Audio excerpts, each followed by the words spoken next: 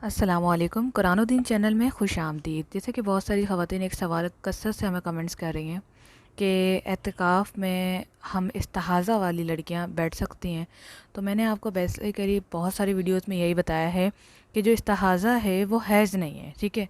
इसकी पहचान भी मैंने आपको बताई थी, मैं रिपीट कर देती हूँ कि ये जो हैज़ और इस्तिहाज़ा का ये फ़र्क होता है कि एक तो दिन ऊपर हो जाए, 10 दिन के बाद जो खून जारी रहे उसे इस्तिहाज़ा कहते हैं। उसकी पहचान ये है कि उस खून में ना तो कोई बदबू हो, ना उसमें क्लॉट्स आ रहे हो, ना उसका कलर डार्क हो।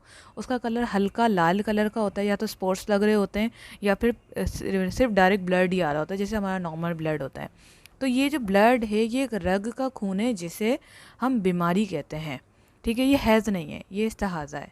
अगर आपको रग का खून यानी लाल कलर का आ रहा है, या स्पॉट्स लग रहे हैं, या ब्लड आ रहा है, पैड भी नीड हो रही है यूज़ करने की, तो ऐसी सूरत में एतकाफ़ हो जाएगा, नमाज भी हो जाएगी, कुरान भी पढ़ सकती हैं। लेकिन शर्त याद रखिएगा कि जब भी नमाज़ पढ़ने लगे नया वज़ू करें, कुरान पढ़ने लगे नया वज़ू करें।